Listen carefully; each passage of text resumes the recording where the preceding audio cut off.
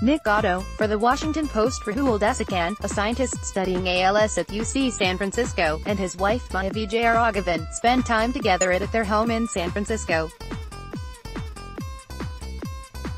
Desikan, who now has the disease, is unable to talk, walk or hold his two young sons. By Lori McGinley, Washington Post, San Francisco. Rahul Desikan sits at his dining room table, a large computer screen before him, and works on his latest scientific paper. He types a single letter, then another, then another. For a man in a hurry, desperately trying to rid the world of terrible diseases, it's an excruciatingly slow process. Using a special mouse strapped to his forehead that detects his smallest movement, Desikan moves a cursor around an on-screen keyboard. When he finds the letter he wants, he clicks a button with his right thumb, and it appears in a white space to the side. Repeating the process over and over, he debates research ideas with colleagues, analyzes reams of data and competes for grants. He types so much that he occasionally wears out the clicker. Moaning softly, he looks toward a caregiver sitting nearby. "Are you thirsty?" she asks. He shakes his head slightly. "Hot." He makes another low sound, and she loosens his fleece vest and adjusts the neck brace supporting his head. A year and a half ago, this scientist's future seemed boundless. He was a rising star at UC San Francisco, a researcher of degenerative brain diseases. He had just begun the biggest study ever of the genetics of ALS, or amyotrophic lateral sclerosis, the disease made famous by Lou Gehrig and Stephen Hawking. Then his voice started changing. It got higher and took on a not nasal quality. He started noticing small muscle twitches in his left arm and weakness in his fingers. ALS was diagnosed 5 months later. Start your day with the news you need from the Bay Area and beyond. Sign up for our Morning Report weekday newsletter. Today, at 40, he spends most days working from a wheelchair in his home south of downtown. He is unable to talk, walk or hold his two young boys. He can move his thumb and turn his head a bit, but virtually nothing else. A student of Greek tragedy, Desikan is acutely aware of the irony that ALS is now his personal nemesis. "It seems like the universe is playing a cruel joke on us," he types, even a few sentences taking minutes to complete. "I have lost my faith in God," he continues. "I can't believe that a loving being would ever do something so cruel." Yet that profound expression of despair doesn't capture the full measure of Desikan's existence, the undiminished brilliance and ambition, the bursts of outrageous humor and the moments of gratitude and joy. His voice has been silenced. He hasn't. Since his diagnosis, Desikan has been an author, often the lead or senior one, of 25 papers in major academic journals on topics such as schizophrenia, Alzheimer's disease and Parkinson's disease. As part of his huge ALS study, he and fellow researchers announced in April the discovery of 2 genes newly linked to the disease. His unique approach involves combining massive sets of genetic data, MRI exams of the brain, markers of brain pathology and patient symptoms. His modest goals include trying to prevent and treat, or at least to better understand, ALS and Alzheimer's. His work is really opening new areas of research in ALS that hopefully will benefit others down the line, said Celeste Kark, a neuroscientist at Washington University School of Medicine who frequently collaborates with Desikan. Already ravaged by that disease, he is unlikely to be saved by his own discoveries. But his scientific pursuits, along with the relatives and friends who pour into his house every week, remain his salvation. I love my research, and it gives me reason to live, he types during an hours-long interview. Before, I felt that I needed to prove to others that I was good, he types. Now I don't give a expletive about what people think. I do science because I love it and I'm good at it. It gives me purpose, and I feel that I can help people like me. When Hawking died in March at 76, after ranging up a lifetime of groundbreaking accomplishments in astronomy, friends immediately thought of Desikan. Rahul could do the same, if he gets the time, said Leo Sugru, a UCSF doctor who runs a neuroradiology lab with him. That's the big question. Rahul Desikan communicates using eye movement to type on his computer. He types so much that he often wears out the clicker. In April, he and his team announced the discovery of 2 genes newly linked to ALS. I love my research, and it gives me reason to live, he said recently. Nick Otto, for The Washington Post, Desikan first attracted attention during his medical and doctoral studies at Boston University, when he and researchers at Harvard University created Brain Atlas that allows clinicians to label brain regions, measure their size via scans and track the effect of medication. In 2015, after a residency in San Diego, he moved to UCSF for a 2-year fellowship in neuroradiology and began cranking out scientific articles at a torrid pace. To the residents he trained, he was beloved for his skillful teaching, sense of fun and wickedly funny imitations.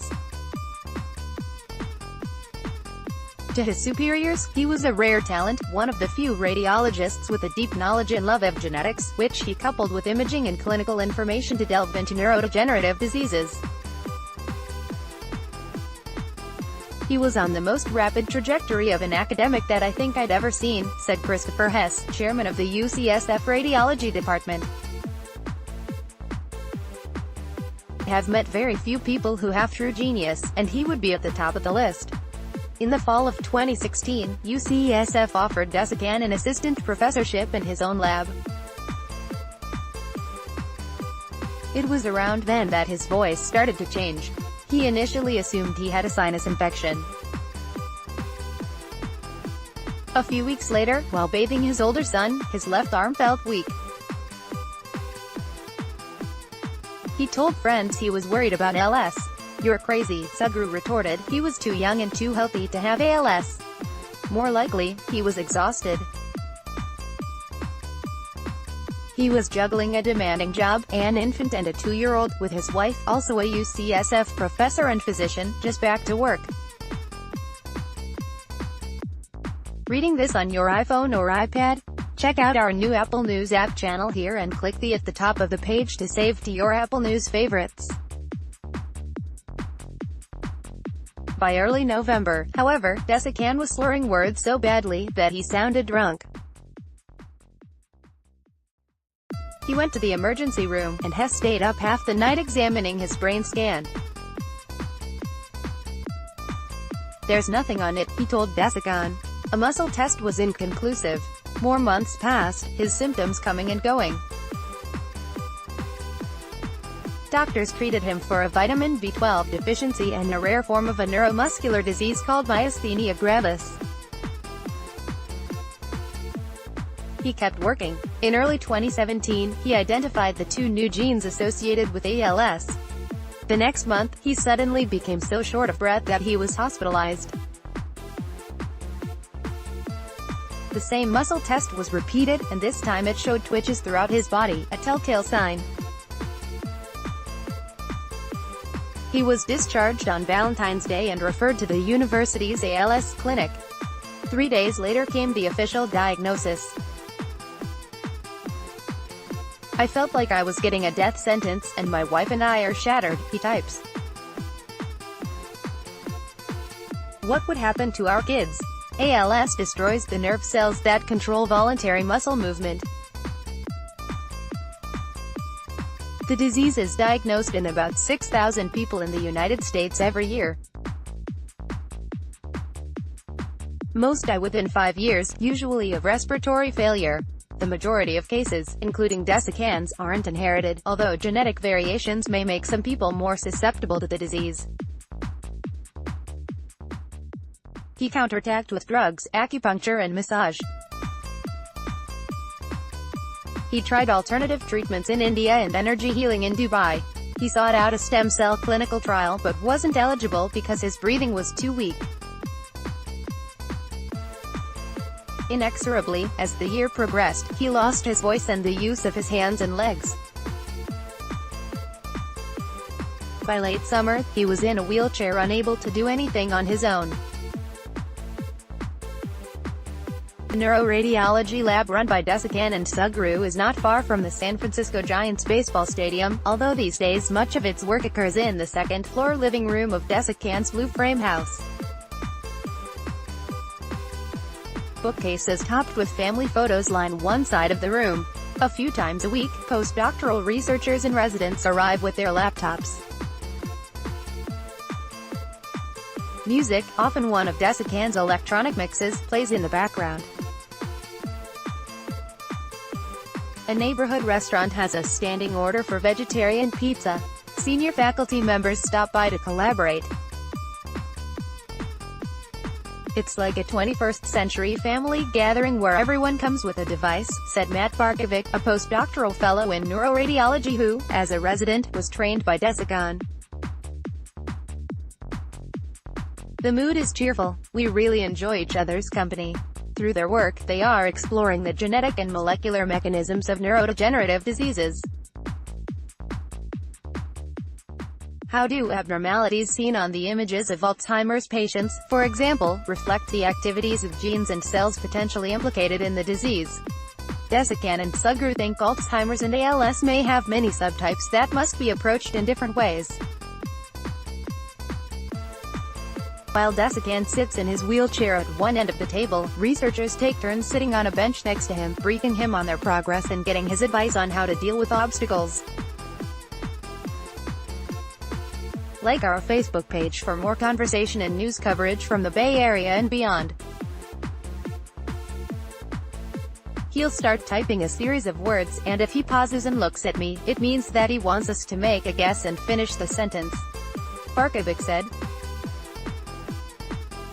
I know him so well, I can be his autocomplete. Occasionally, to steer their work in a certain way or to emphasize a point, Desikan addresses the entire group. Software on his computer converts his typed words to speech and then broadcasts them through a speaker. That is his voice, Barkovic said. The synthetic version is named Alex. Everyone tries to clear out by mid-afternoon when Desikan begins to tire. A little while later, his wife and children come home. Desikan already has made big contributions to the understanding of ALS, Alzheimer's and other afflictions.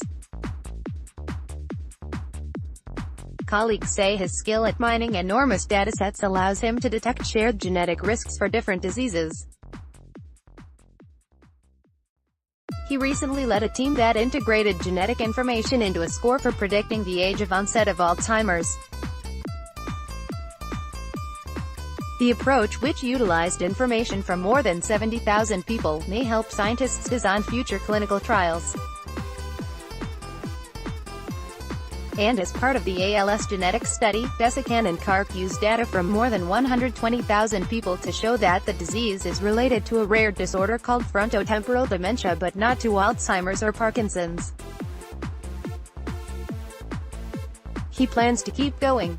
My intuition tells me that my time has not come, the same way I knew about my diagnosis, he types. But I could be wrong. Rahul Desikan and Maya Vijay are all given in a photo from a few years ago. Desikan is no longer able to walk or use his arms, courtesy of Rahul Desikan and Maya Vijayaraghavan. The mainstay in Desikan's world is his wife, Maya Vijayaraghavan, a petite woman with a no-nonsense manner. The two started dating in Boston when she was a fourth-year medical student. He talked all the time, she remembers. He was the life of the party. Everyone wanted to be his best friend. Like Desikan, Vijayaraghavan had come to the United States from India when she was young. On their first date, the two realized that they both carried the same picture in their wallets, of Appaliyappan, an incarnation of the Hindu god Vishnu.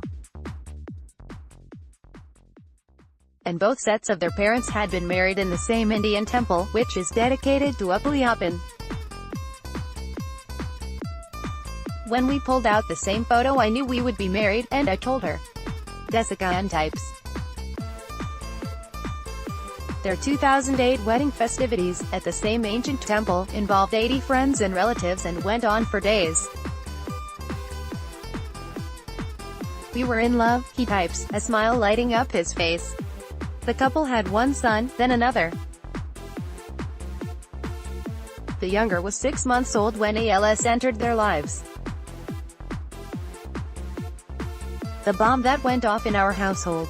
Vijayaraghavan calls it. She's determined to give their children happy memories even amid the most challenging of circumstances. It is their childhood, she says. She is my rock, Desikan types. She is also something of an organizational and logistical wizard. Desikan is 6'1" and more than 230 pounds. Moving him from his bed or wheelchair is its own undertaking, and leaving the house is a daunting task. Their support team includes 2 full-time caregivers during the day. Her father and his parents come every week to help, and his sister is a frequent visitor. They get Desikan out as often as possible, to the park, a coffee shop, a movie. The family recently went to a beach near the Golden Gate Bridge, where the boys played in the sand and their father reveled in the sun on his face. It was so nice to smell the sea and sand, he types. One friend from New York moved his wedding to San Francisco so Desikan could attend. It's been a major outpouring of love in so many ways, Vijayaraghavan said. We can never reciprocate. We don't even have time to acknowledge it. But they try. In December, Desikan invited his entire department to a holiday party at his home and used his computer setup to serve as the DJ. He threw another big celebration earlier this month for his 40th birthday. Still, the once gregarious researcher sometimes feels trapped and often lonely, and he admits to dark moments. His weakening neck muscles are making it harder for him to keep his head up. He compares himself to the Minotaur in writer Jorge Luis Borges' fantasy novel, The House of Asterion. I live a solitary existence. Desikan allows reading this on your phone? Stay up to date with our free mobile app. Get it from the Apple App Store or the Google Play Store. Most painful is what he misses with his older son, now 4. We were so close, he types. I wish so much that I could hold him in my arms. Desikan keeps typing, though. Despite losing so much, he describes himself as blessed. In some twisted way, he writes, ALS has made me free and realize what my life and who I am, a human being that has given and received love to his family and friends. Sponsored content. 5 ways Amazon has changed how we shop. By the retailing behemoth Amazon continues to dominate the world of online retail, and in doing so, it's transformed the way we shop and buy. But you might also like 1 o'clock. Toshiba uses technology to build a better world. Toshiba APAC. These are the sunscreens that don't just protect your beauty. Huawei P10 is a 32-inch 4K display for Hardware Zone, a new luxury property in the heart of Singapore's Marina One Residences. Arnold Schwarzenegger, Maria Shriver hunt for houses. MercuryNews.com. Police, inmate kills Kansas deputies escorting him to. MercuryNews.com. Trudy Rubin, President Trump got played by Kim Jong-un. MercuryNews.com. Recommended by